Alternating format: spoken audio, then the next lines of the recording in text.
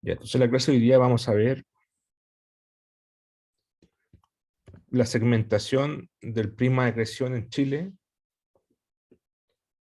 y el tamaño o el espesor del canal de subducción y su relevancia en los terremotos, los megaterremotos del 2010 y el 60. Entonces, sabemos que en el norte de Chile, desde Valparaíso hacia el norte, la fosa está poco sedimentada y el hecho de que no haya sedimento produce erosión tectónica. El margen está, digamos, el talud es empinado y hay un prisma muy pequeño y un margen erosivo reconocido. En cambio, en el sur centro de Chile, desde Valparaíso hasta el punto triple, ahí está sedimentado y hay un prisma de acreción no tan viejo, un prisma de acreción moderado, pero se cree que hay acreción tectónica y esa va a ser la región de estudio entre los 33 y los 46 grados sur. En el punto triple, como vimos en la clase pasada, justo ahí hay localmente erosión tectónica porque está subductando la dorsal de Chile. Y al sur de la dorsal de Chile está subductando la placa antártica y el margen es sedimentado, clima glacial y tenemos acreción de un prisma bastante grande, ancho, de unos 60 kilómetros, 70 kilómetros de ancho. Bueno, entonces la región de estudio va a ser entre Valparaíso y el punto triple.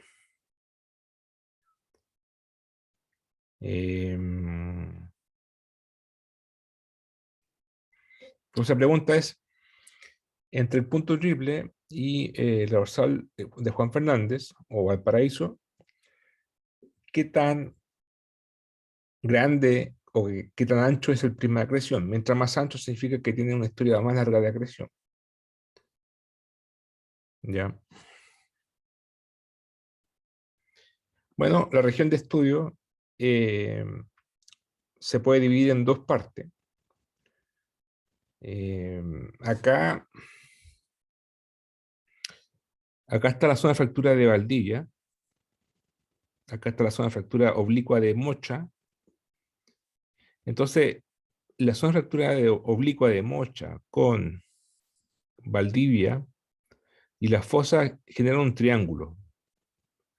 Este triángulo se le llama Mocha Block o bloque de Mocha. Y este bloque separa placa de Nazca joven versus placa de Nazca más antigua. La joven en particular tiene una edad entre 0 y 22 millones de años. Y después, como esto son fracturas, hay un salto de edad.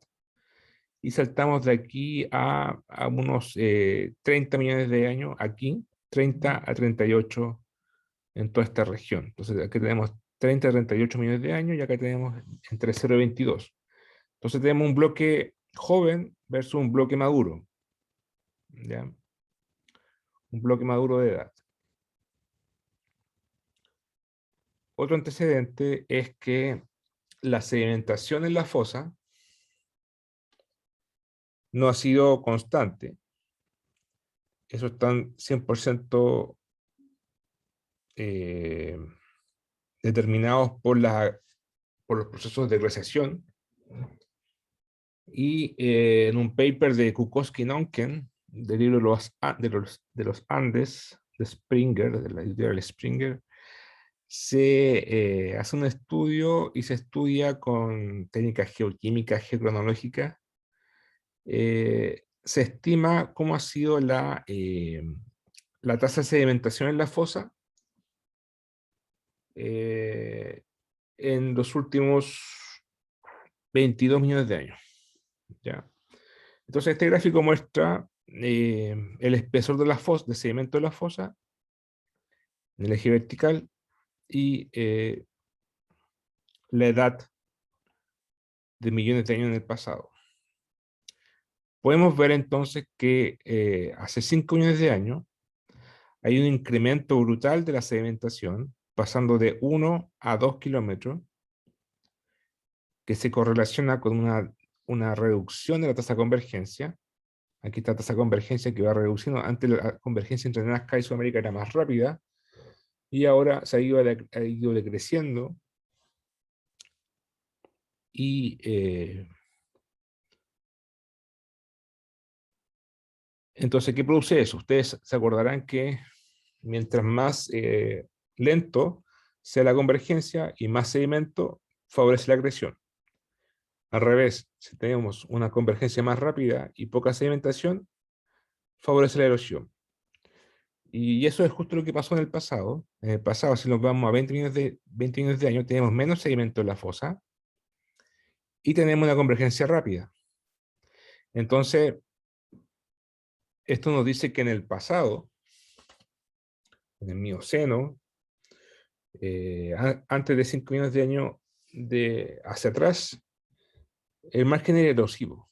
El margen entre, por lo menos entre el punto triple y Juan Fernández era erosivo.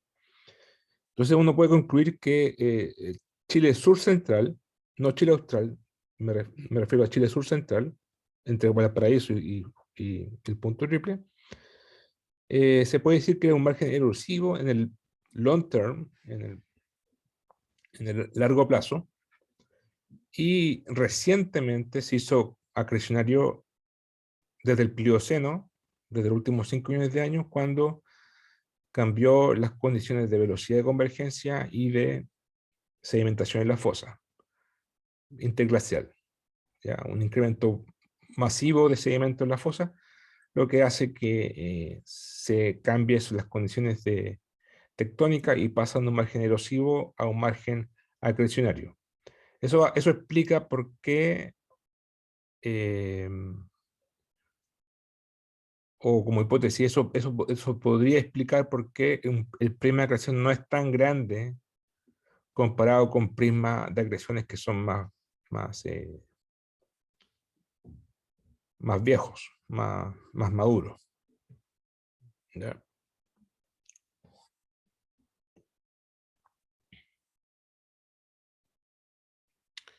Vamos a ver unos perfiles sísmicos. ¿Se escucha bien, cierto?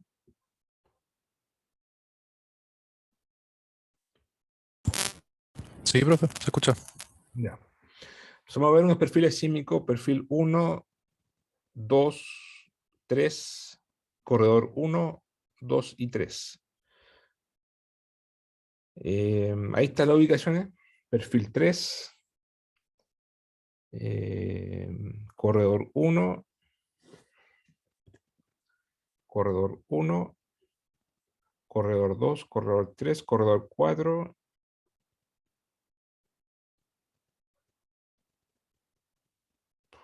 perfil 2, perfil 3. Creo que el perfil 1 no. No, el perfil 1 no existe. Estos son líneas, los con E son líneas sísmicas de reflexión. Los perfiles, los con P y con C son líneas de refracción, o sea, son modelos de velocidad, y los otros son modelos de sísmica de reflexión, eh, y se llaman E porque fueron tomados por ENAP hace mucho tiempo. Entonces partamos con el perfil corredor 2, el C2, que está justo acá en la isla de Chiloé. Ahí está. Ahí está el OVH, los osmómetros de fondo de mar. Y el modelo de velocidad está aquí. Ahí está. Estos son los rayos que iluminan la señal. Y bueno, ¿qué se puede ver? Se puede ver una tremenda cuenca de antiarco. Ahí está. Gruesa, súper gruesa. 4 kilómetros de espesor. Ahí está el frente de formación. Ahí está la fosa sedimentada. Aquí está el talud continental. Y aquí hay un prisma de agresión. Las cosas velocidades azules son, ahí está la paleta de color. Velocidades azules son menores a 4 kilómetros por segundo, es decir, son velocidades como de sedimentos. Y vemos que el prisma es súper chico. El backstop sería esto. Sería esto el backstop. Entonces, aquí hay un gráfico de velocidad versus distancia a lo largo de la línea punteada. ¿Ya? Entonces, aquí vemos un salto de velocidad, y eso indica el backstop, que es un cambio de roca, tipo de roca. Y ese cambio de tipo de roca ocurre aquí, y el prisma de acreción sería bastante angosto, sería apenas unos 5 kilómetros. ¿Ya? 5 kilómetros sería el backstop. Bueno, aquí hay unos tests que indican que si yo parto con un modelo inicial, voy a llegar a este modelo final, parto con un modelo inicial así y vuelvo a al mismo resultado, indicando que el tamaño del prisma de acreción es está bastante constreñido o bien modelado. Y aquí se modela también la pendiente. Partimos con una pendiente así, llega asá, asá, asá. Partimos así y llega a este mismo resultado. Bueno, en resumen, para Chiloé, esta sería la interpretación basada en el modelo de velocidad. Tenemos el cañón Cucao, bien incisivo, bien penetrante, que corta y transporta turbiditas. Ahí tenemos una formación abanico de turbiditas. Está toda la fosa sedimentada, bastante lejos llegan los sedimentos. Aquí está el talud continental. Ahí está. Hasta la cuenca del Antearco. Y el prisma de acreción, que sería esta velocidad acá, este contacto, bueno, parte del frente de formación y termina por acá, es bastante angosto. O sea, sería solamente esta región de aquí, parte más deformada. Y lo otro sería ya el prisma, el basamento continental, que sería un paleoprisma de acreción. O sea, una roca metamórfica, ¿ya? Roca metamórfica, metasedimentaria, pero bastante antigua. Conclusión, en Chiloé el prisma de acreción tiene un ancho menor de 10 kilómetros de ancho. O sea, tiene un tamaño muy chico comparado con los clásicos prismas de acreción. Ahora, volviendo a los otros perfiles, al corredor 3, 4, perfil 3, perfil corredor 1, todo lo demás, se resumen aquí los modelos de velocidad, ahí están. Incluso hay uno en Antofagasta. Antofagasta está acá. Ni lo puse. Está por acá. Ahí está, perfil 1. Ahí está. Perfil 1 era off Antofagasta, no off Maule. Off Antofagasta. Ya. Ahí está Antofagasta. Ahí dice Antofagasta, Valparaíso, Arauco o Concepción, Chiloé, el que vimos recién, y Aysén. Ahí están los modelos de velocidad a la izquierda y acá está la interpretación a la derecha. Por ejemplo, Antofagasta no hay prima de agresión, es un margen erosivo, ni siquiera hay plataforma, hay un mero talud continental, ahí está, el talud continental, roca erodada, procesos de hidrofracturamiento, y no hay nada de cemento en la fosa, ahí está, margen erosivo. Valparaíso tiene tiene un prima de agresión bastante ancho, la región azul, ahí está, de unos 40 kilómetros de ancho, 40. O sea, Valparaíso se puede decir que es un margen acrecionario, actualmente.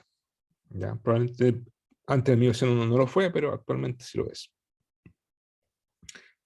Concepción, ahí está el prisma de acreción, tiene un ancho de 25 a 30 kilómetros de ancho el prisma de acreción. Menos que Valparaíso, pero más que Chiloé o que Aysén. En Aysén, como vimos recién, el prisma de acreción es apenas menor que 10 kilómetros de ancho. Y en Aysén, un poquito al norte del punto triple, 44,5 grados. O sea, eso está aquí, ahí está, 100 kilómetros norte del punto triple, tiene un ancho de, aún menor, tiene un ancho de 7 kilómetros de ancho, menor que Chiloé. O sea, podemos decir, bueno, en el norte ya sabemos que es erosivo, no hay novedad, pero en Valparaíso y Concepción tiene un prisma de acreción ancho, y de Chiloé y de en Aysén es un prisma de acreción chico. O sea, aquí está, margen erosivo, Antofagasta, un prisma de acreción relativamente grande, 30, 40 kilómetros, y en Aysén y Chiloé, un prisma de acreción pequeño, menor a 10 kilómetros de ancho. Recordar que esta región estaba al norte del Mochabloc y este está al sur del Mochabloc. Ahora, a alguien se le ocurre por qué en Chiloé y en Aysén, siendo que hay más sedimentos, porque es un clima más austral, más glacial, el prisma de acreción sea más pequeño que en Concepción y Valparaíso, siendo que allá hace menos frío y aún así el prisma de acreción es más ancho. ¿Cómo se puede explicar esa aparente contradicción?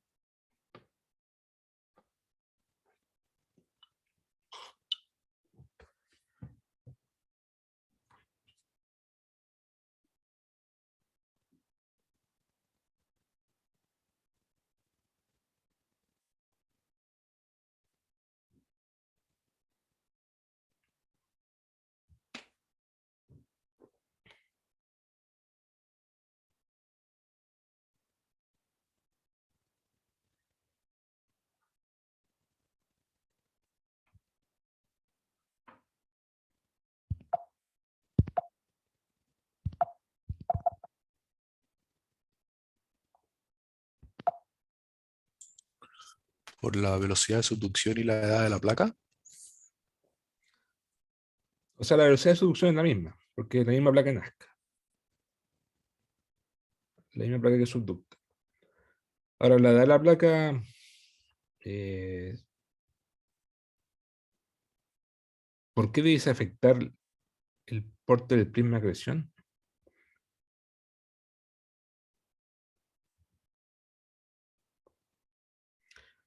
O sea, bueno, voy a preguntarlo de otra forma.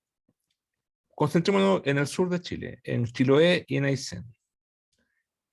Si los sedimentos no se acrecionan, porque acá hay muchos sedimentos, ahí se nota el espesor del sedimento, no se acrecionan, o sea, no forman un prisma de acreción grande. ¿Para dónde se van los sedimentos entonces? No pueden desaparecer.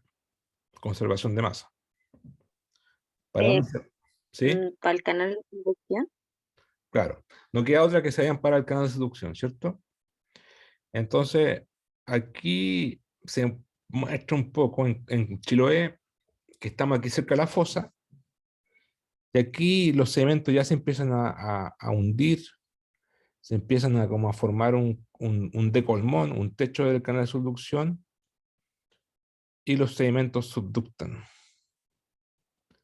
Entonces, la única forma, claro, es que los sedimentos, en vez de acrecionarse acá, en Aysén y en Chiloé, en el sur, o al sur del Mochabloc, se subductan, ¿ya? O sea, van por el canal de subducción. Es la única forma de explicar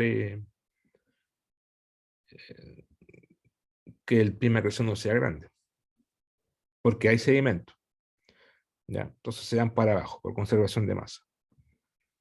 Ahora, si vemos los perfiles que están más al sur, en Aysén, esta sísmica de reflexión de Chiloé, ahora si lo vemos en Aysén, a los 44,5, y este a los 45,5, esto al norte del punto triple, se ve que el decolmont es bastante, se ve el decolmont, ahí está el decolmont, está bastante arriba del techo del basamento oceánico. Como está bastante arriba, significa que el canal de subducción es grueso. Entonces eso explica por qué el prisma de acreción es pequeño. Porque si el prisma es pequeño, entonces el canal de subducción es grande o grueso. Al revés, si el canal de subducción es delgado, entonces debéis tener un prisma de acreción más grande. conservación de masa, ¿no? Acá esto está a los 45,5, el techo del decolmón sigue estando bien arriba del techo del basamento oceánico, generando un canal de subducción grueso, no tan grueso como que está aquí, o en Chiloé, pero aquí ya se empieza a aparecer la cresta la dorsal de Chile, ahí está, la cresta del dorsal de Chile, entonces esto se empieza a acercar mucho al punto triple, entonces como se acerca al punto triple se está muy levantado y la tasa de sedimentación empieza a decrecer y por eso si hay menos sedimentos también va a haber menos, menos material para el canal de subducción.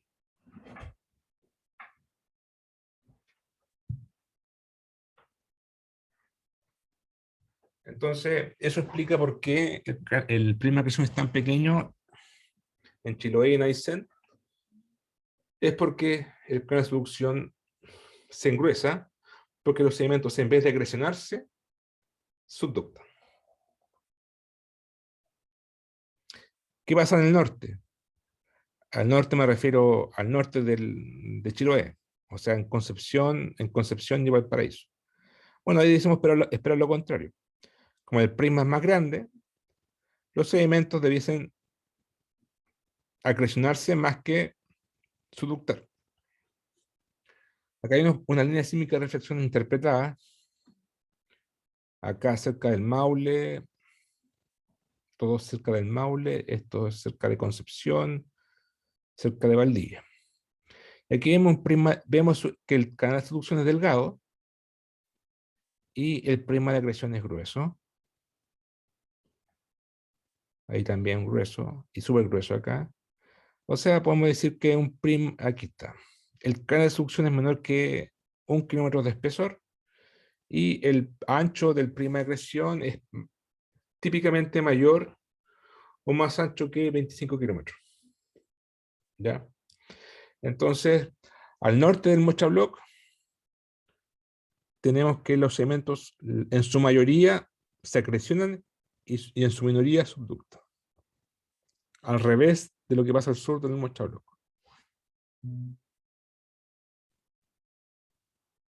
Aquí tenemos, digamos, una dibujo esquemática para definir dos segmentos. Podemos aprovechar los nombres y poner el segmento el Maule al que está entre Valparaíso y el Mochabloc. Y poner el segmento de Chiloé. Y tendríamos un prisma grande en el segmento del Maule, un canal de subducción delgado, y en el segmento de Chiloé tendríamos un prisma de acreción pequeño, pero un canal de subducción grueso. ¿Ya? Entonces, aquí al sur del Mochabloc, los sedimentos subductan más que acrecionarse, y acá se acrecionan o sea, mayoritariamente se acrecionan en vez de subductar. Ya, esa sería, digamos, a gran escala la segmentación. Obviamente, si uno se va a lugares, se hace un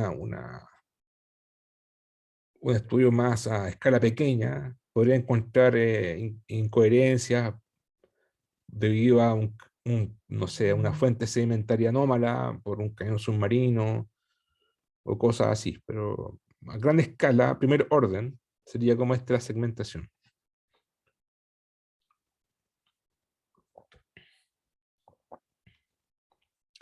En el Maule, que estaría por ahí, debiese ser un segmento así. Entonces veamos si este es un nuevo perfil 3 y perfil 1, y hay un paper de Moscoso del 2011 y muestra un prisma ancho también, lo que es consistente con la segmentación o la interpretación.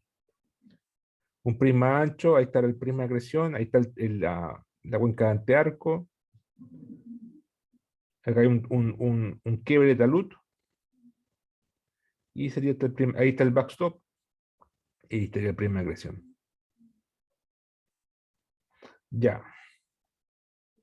Entonces, entendiendo un poco la segmentación, veamos algunas propiedades desde el punto de vista sismotectónico. Ustedes recordarán que el terremoto del Maule del 2010, 27F, ocurrió acá, a los 36 grados, 8,8. Entonces tenemos estos dos perfiles que están más o menos cerca de... ahí está el terremoto. Claro, el perfil 3 está más o menos cerca del epicentro, ¿ya? Y las réplicas del terremoto están ahí en el puntito rojo. Ustedes pueden ver que muchas réplicas, claro, definen la zona de ruptura. Ahí está la zona de ruptura, el triángulo. Y hay unos eventos intraplaca que ocurrieron en la placa de Nazca, que son auto-rise, que son transferencia de esfuerzos del megathrust a la placa subductante. Pero esos son terremotos intraplaca, así que no se deben considerar como réplicas, en rigor, porque las réplicas ocurren en el mismo plano de ruptura. ¿Ya? Ahora, concentrémonos en el plano de ruptura. Ahí está el modelo de Moscoso, el modelo de velocidad, y si graficamos el número de eventos en un histograma, bueno, y lo comparamos con el modelo de velocidad, ahí está la distancia, obviamente aquí está la fosa está en cero, o el frente de formación. A la izquierda vamos a tener la placa de Nazca, y ahí tenemos los terremotos de bending o de outer rise, que son intraplacas, eso lo interesa. Pero la mayoría de las réplicas, ahí está, los mayores números de eventos ocurren acá, en el contacto, lo cual es esperable. Pero hay un gap o una reducción de eventos. Aquí vemos este salto de alto, muchos números de eventos, muchos eventos, alta frecuencia de eventos, a bajo número de eventos, que ocurren en el prisma de acreción, justo en el prisma de acreción, o sea, entre los 0 y los 50 kilómetros de ancho, que es justo donde está el prisma de acreción. Entonces, conclusión, el prisma de acreción se comporta estadísticamente asísmico o tiene muy pocas réplicas, como lo quieran ver. Y la mayoría de los eventos están al este del prisma de acreción, o sea, del backstop hacia el este. Entonces la pregunta es, ¿por qué no hay réplicas en el prisma de acreción?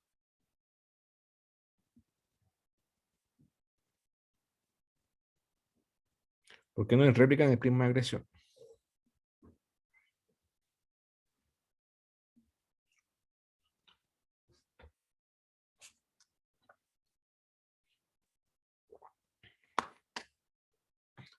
Bueno, uno puede decir que el backstop es el updip limit de la seismogenic zone. ¿Por qué? Porque el updip es la zona sismogénica más activa hasta, digamos, mirado hacia arriba, updip. Y claro, el backstop sería como el updip de la zona sismogénica. Bueno, el prisma de acreción está hecho por sedimento, compuesto por sedimento. Muchos de esos sedimentos tienen baja grado de compactación, alta porosidad y probablemente mucha agua. Entonces tiene una presión de fluido bastante alta, lo que reduce el esfuerzo efectivo. Se producen microeventos, microsismicidad, eventos pequeños, y para eventos más grandes se comporta como un material bastante inelástico y no es capaz de producir grandes réplicas. Entonces podemos decir que para eventos grandes se comporta sísmico. ¿Por qué? Porque está rico en un material inelástico, rico en fluido. ¿Ya? Entonces eso es la razón. Es un material que está con bastante porosidad, presión de fluido alta. Entonces se pueden producir eventos pequeños, pero para terremotos o réplicas grandes, con un plano de ruptura más largo, más coherentemente rígido, elástico, no lo es porque es un prisma de acreción, no es rocadura. Y eso explicaría por qué es asísmico estadísticamente. ¿ya? Entonces, eso quiere decir que el backstop o que el prima de acreción es como un buffer, es como una región que filtra la sismicidad y también controla la zona de ruptura, la achica, porque si el prima de acreción fuera más pequeño, el láptido se acerca más a la fosa. Entonces, es una especie de, de región que no se, que tiene unas distintas propiedades de fricción y hace que probablemente si el prima de acreción hubiese sido más pequeño, quizás el terremoto del Maule hubiese sido más grande, hubiese llegado más a la fosa, ¿ya? Pues ahí está el Maule. Entonces aquí para el terremoto. O sea, en realidad el terremoto puede, o sea, la ruptura puede seguir, pero la energía sísmica se pierde, ¿ya? Ahora en Chiloé pasa lo contrario, ¿sí? Profe, entonces, tengo como dos preguntas. Entonces, en Chile se podría esperar como una ruptura que tenga como que esté más hacia la fosa, como más superficial, Claro, en Chiloé, límite de ruptura. claro, ya voy a hablar de Chiloé. ¿Y la otra pregunta cuál es? Ah, aquí no, es que me puse a pensar como en esa discusión de que supuestamente el terremoto Tohoku, algunas personas dicen que rompió hasta la fosa. ¿Qué pasaría en ese caso? Sí, una cosa es el terremoto que, claro, que ahí yo haría la diferencia entre romper y deslizar. Yo creo que estoy de acuerdo con que deslizó hasta la fosa. Bueno, es el Tohoku, bueno, Tohoku no, yo no soy experto, pero algunos dicen que en el Maule rompió hasta, algunos dicen que rompió hasta la fosa. Yo creo que está mal emplear la palabra, yo creo que deslizó hasta la fosa, eso sí, pero romper sísmicamente, elásticamente, no. ¿Por qué? Porque esta es la primera agresión, ¿ya? Entonces, si el primer agresión es más pequeño, y ahora, es que no es lo mismo romper que deslizar, ¿cierto? Sí, o sea, me hace sentido que hay una diferencia. Es mucho más potente, más elástico, más rígido romper, ¿cierto? Que deslizar, porque ustedes pueden deslizar dos planos, dos rocas que están separadas ya por un plano de falla persistente y no pasa, no es tan dramático como romperlo, ¿cierto? Romperlo es mucho más. Bueno, la cosa es que probablemente desliza la cosa, en el terremoto mismo desliza la falla más dentro del prisma de acreción, pero la energía sísmica que libera es mucho menor porque esto es inelástico. Es como una gelatina comparativamente con el basamento continental. ¿Ya? No es lo mismo que ocurre acá en Chile, donde el basamento continental se extiende mucho más cerca de la fosa, entonces es mucho más coherente el contacto, las propiedades friccionales son más fuertes y el prisma de agresión es más pequeño. Entonces, bueno, eso, el terremoto del 60, sabemos que llegó hasta la fosa y produjo un tsunami transoceánico, un tsunami que llegó hasta Hawái, llegó hasta Japón, mató gente en Hawái. En cambio, el terremoto del Maule produjo un tsunami, obviamente, a, a escala regional, pero no llegó a Hawái ni nada del otro lado del océano. Eh, Ahora alguien puede decir sí, pero eso es porque el terremoto fue 8,8, el otro fue 9,5, pero claro, es parte de lo mismo. El hecho de ser 9,5 significa que tiene una área de ruptura más ancha, más grande. En cambio, el otro tiene una área de ruptura más angosta. Y eso también se podría eh, explicar por el prisma de agresión. No es la única razón, no es la única razón, también hay una razón de energía elástica acumulada, que el periodo intersísmico, pero independiente de todas las razones sismológicas, el prisma de agresión está ahí está. Es geológicamente existente, real, y es distinto en los dos segmentos. Y a su vez, para las réplicas, los backstops se comportan como el lap deep, o la zona de, donde se generan las réplicas o sea, las réplicas son como cuando ocurren las fallas, son las regiones donde eh, que definen el área de ruptura, generalmente. Entonces, la zona de ruptura en Chiloé dicen estar más cerca. Bueno, no sabemos cómo fue en Chiloé porque fue en el año 60 y no habían sismómetros desplegados y todo lo demás. Pero si dado que el tsunami fue transoceánico, uno debiese esperar que efectivamente la ruptura fue mucho más cerca a la fosa. Y en el Maule deslizó hasta la fosa, pero de forma inelástica, creo yo. ¿Sí? Profe, ahí tengo otra pregunta que creo que era su pregunta número uno, pero que no contestamos. Y ya que esas zonas son diferentes, como, ¿qué mecanismo o no sé, razón generaría que en la parte sur los sedimentos en vez de acrecionarse eh, subducten?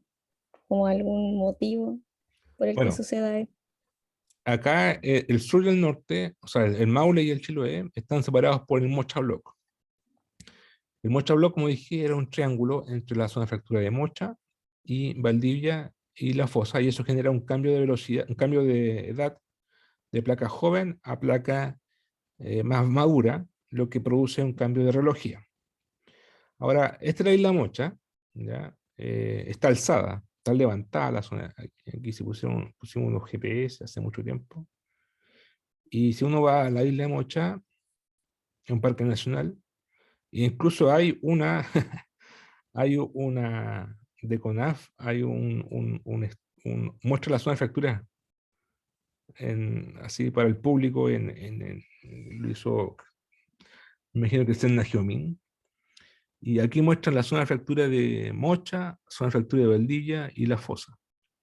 Y está levantada, ¿cierto? La isla de Mocha, que está ahí justo ahí, está alzada, está levantada. Aquí, de hecho, hay un alzamiento. Esto es una laguna y está seca. Es una laguna que está. ¿Y por qué se secó? Porque se levantó, se alzó. ¿Ya? Ya, entonces, para responder la pregunta, eh, la placa del norte es más vieja, 30 a 38 millones de años, y al sur es más joven, 0,20 millones de años. Eh, y la parte joven se correlaciona con un canal de seducción grueso, y la del norte se correlaciona con un prisma de agresión más ancho. Bueno, en realidad esa pregunta no tiene respuesta única, es una pregunta de investigación, pero eh, aquí, bueno, a propósito, vamos a subir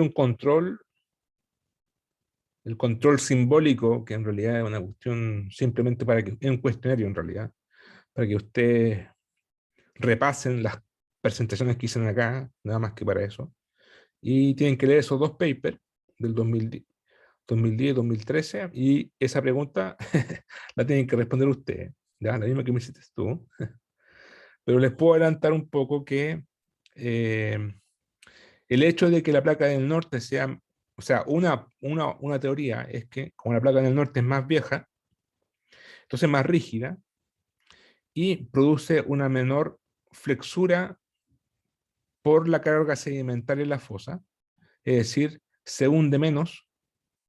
En cambio, en el sur, como la placa es más joven, más caliente, más dúctil, más joven, más débil, por la carga sedimentaria se hunde más,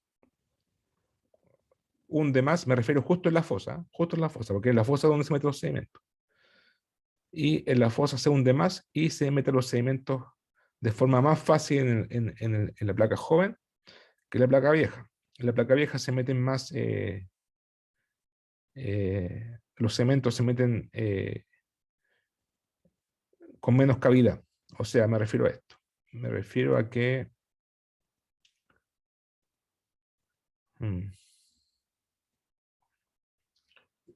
Me refiero a que aquí, justo antes de subductar la placa, se hunde un poquito más por el peso de los sedimentos en el sur, y por eso los sedimentos se pueden meter, se pueden colar por las cavidades.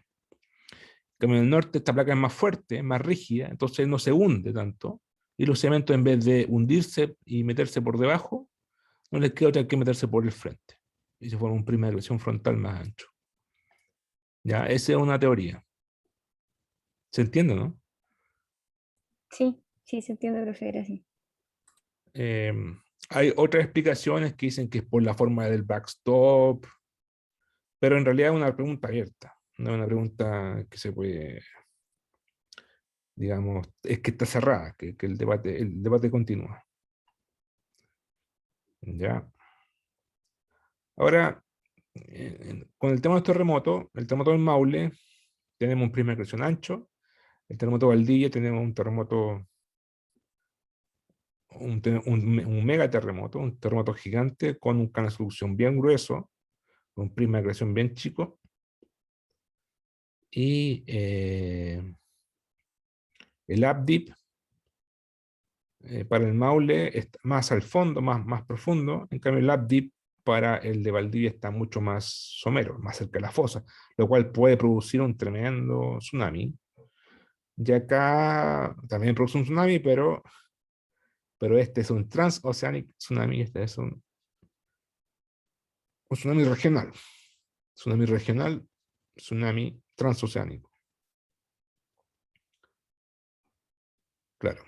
Este afectó el del 60 a la isla, a todo el Pacífico, se afectó a Nueva Zelanda, Hawái, a Japón, y el de Maule mató gente en Chile, en Dichato, en el, el 27F, el famoso 27F, y la arma de tsunami fallida. Entonces, aquí hay un dibujo, o sea, un esquema que muestra de latitud de norte a sur de el espesor sedimentario y el espesor del canal de subducción. Lo que está aquí en blanco sería los sedimentos que se acrecionan, o sea, todo lo que está arriba de lo negro es sedimento. O sea, esto y esto son sedimentos. Y lo que está en blanco son los sedimentos que se acrecionan, y lo que están así como más amarillos son los sedimentos que se subductan. Y vemos que en el sur, o sea, al sur del Mocha Block, mucho se acreciona, y acá poco se acreciona, mucho subducta y poco se acreciona, lo de arriba, y en el norte del Mocha Block, poco se subducta y mucho se acreciona. Ya, esto es más, estos puntitos están basados en la línea sísmica. Ya, obviamente esto puede cambiar después si uno tiene más estudios, pero muestra que efectivamente en el segmento de Maule hay más acreción de sedimentos, y en el sur de Chile hay, en el Chiloé segment, en el segmento de Chiloé hay más subducción de sedimentos. Otro rol que juega los sedimentos gruesos. Ahora concentrémonos un poco en el sur, en el segmento de Valdivia o Chiloé.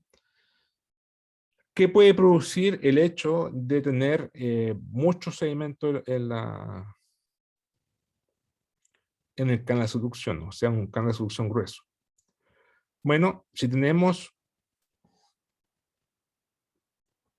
high oceanic features o altos batimétricos, o sea, tenemos un contacto bien rugoso, y lo rellenamos con sedimentos, ¿qué va a pasar? Se va a suavizar el contacto, ¿cierto? Se va a hacer más homogéneo. Entonces, un canal de subducción grueso suaviza el contacto interplaca. Entonces, si hubiera un terremoto con algo así, ¿qué produciría? Produciría varios terremotos, producía S, pero todos separados entre sí. Se produciría sería como una especie de eh, atom, automatizar atomizar el terremoto, o sea, lo parte en pedazos. En cambio, el caso 2, o sea, el caso B, si lo suavizo el contacto, suavizo la parte rugosa, me va a quedar todo homogéneo, todo suavizado, y eso va a favorecer una tremenda ruptura, porque se hace más homogéneo, más grande. Entonces, el caso B favorece propagación de terremotos por grande distancia. En cambio, si lo tengo así separado, por pedazos, se va a romper ahí, se va a achicar, después no va a haber terremoto, después va a producir un pedazo, se va a romper acá y así. Va a quedar todo, digamos, segmentado, bastante fraccionado. Acá también vemos lo mismo. En el norte de Chile podemos tener unos pedazos así de altos basamentos, se rompe ahí, y acá, si lo suavizo con un canal de solución grueso, voy a tener un contacto más coherente y más fácil va a favorecer la ruptura de forma más fácil. Entonces, eh, eh, ustedes recordarán que el terremoto de Chiloé está segmentado por muchas zonas de fractura. Está la zona de fractura de Mocha, zona de fractura de Valdivia, zona de fractura de Chiloé, zona de fractura de Guafo, de Guamblin. Y sin embargo, el terremoto partió en Concepción y llegó hasta el punto horrible.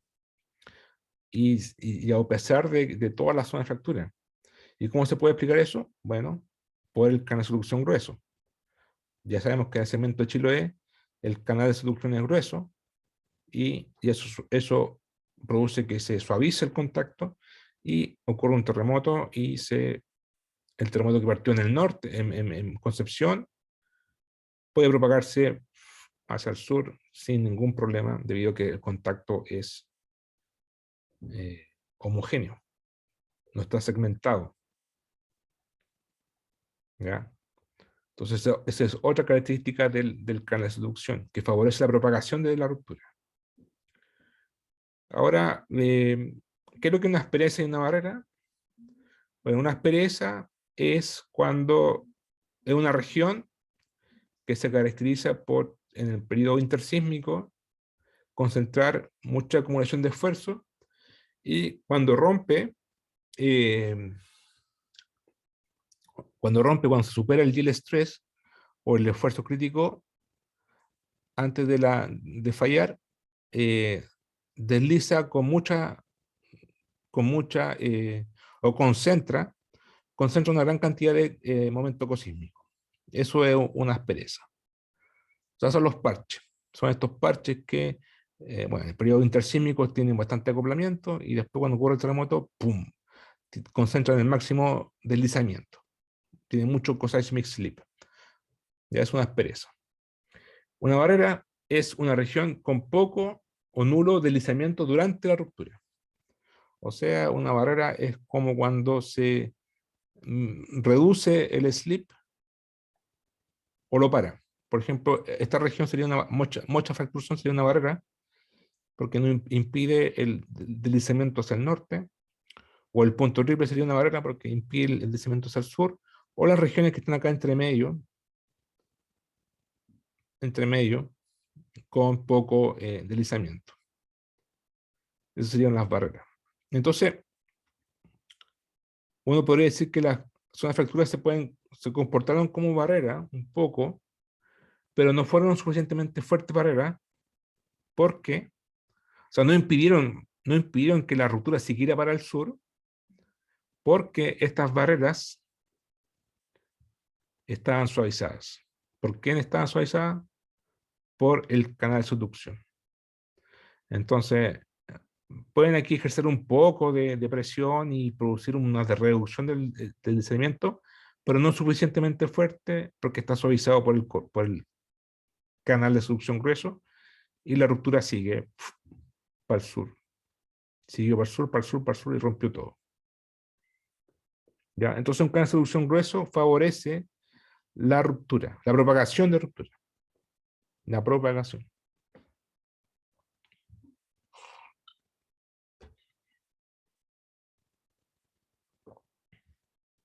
Este es un modelo de Moreno que muestra el alzamiento vertical del tsunami. ¿Ya?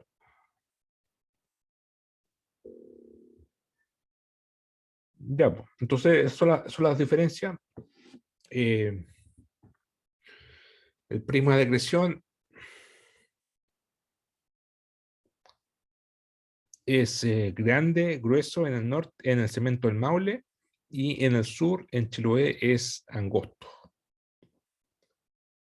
Y se correlaciona con los terremotos del Maule, respectivamente, y Chiloé y de Valdivia, respectivamente, con un updip somero en el caso del Chiloé y un updip más profundo en el caso del Maule, y el updip con el backstop, digamos, lo mismo, ¿ya? O más o menos lo mismo.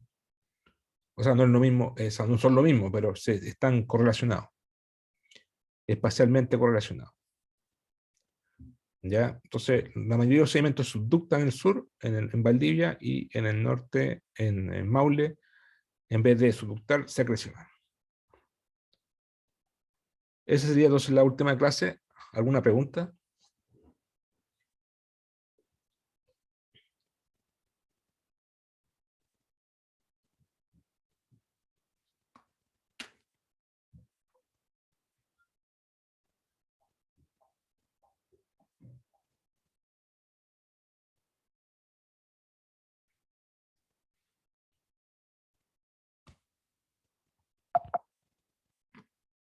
¿No?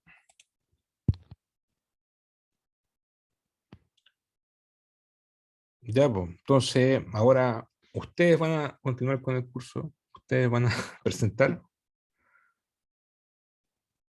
así que empezamos el lunes, pues.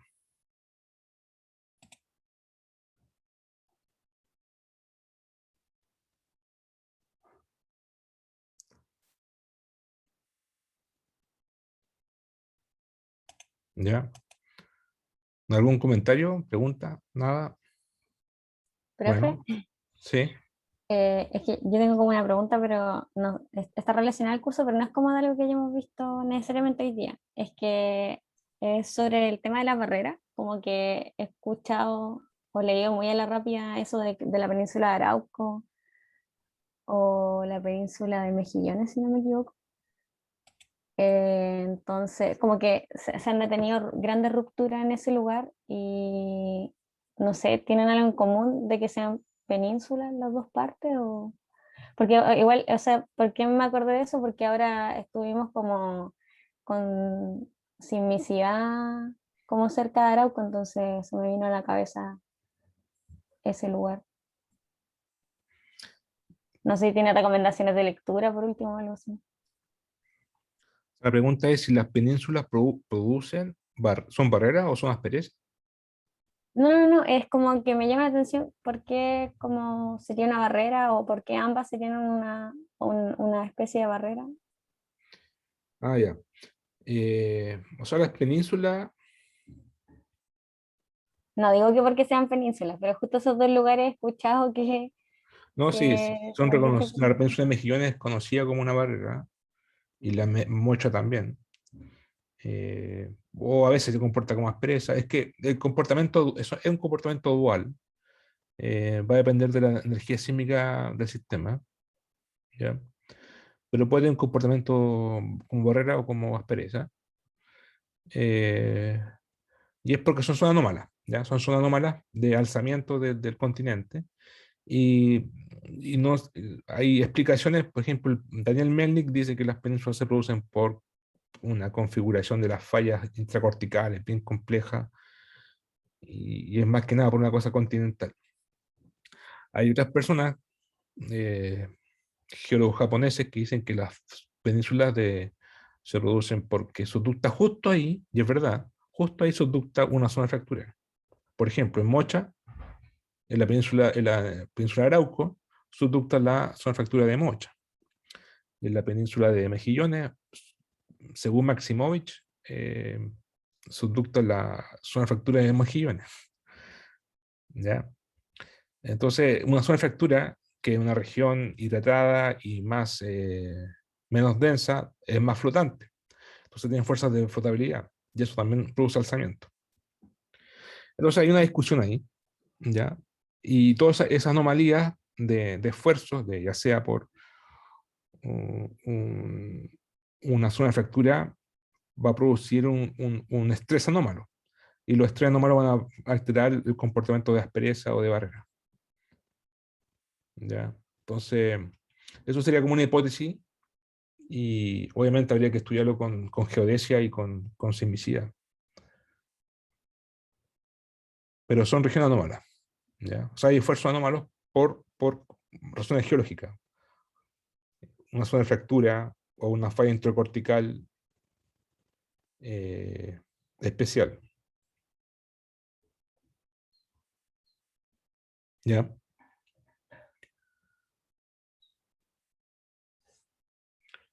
Ya, pues. Y, profe, lo siento. Y una última pregunta, porque como van a empezar las presentaciones, solo como rebobinar el formato, que son como, si no me equivoco, 15 minutos, ¿verdad? O algo así. Las presentaciones son en 15 minutos y las preguntas son 10, más o menos. Ya. O sea, todo 25 minutos puede ser. Hay que hacer preguntas porque si no, para que quede bien clara para sintetizar bien el paper y para que quede más claro la idea. Y para que se preparen para la tesis después.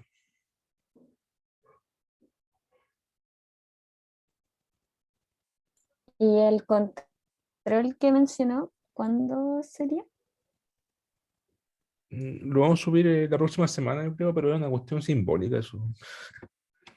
Es un cuestionario en realidad.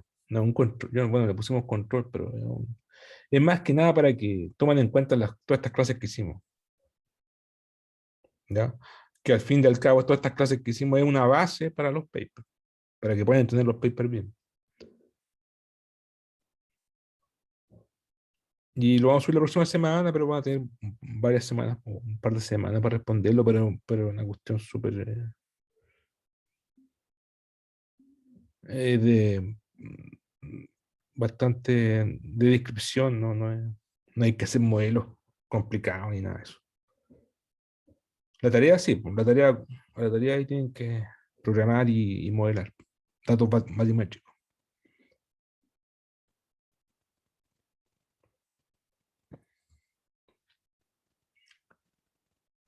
Ya, pues. Entonces nos vemos el lunes. Chao. Chao, profe, gracias. Chao, Chao, que profe. estén bien. Chao.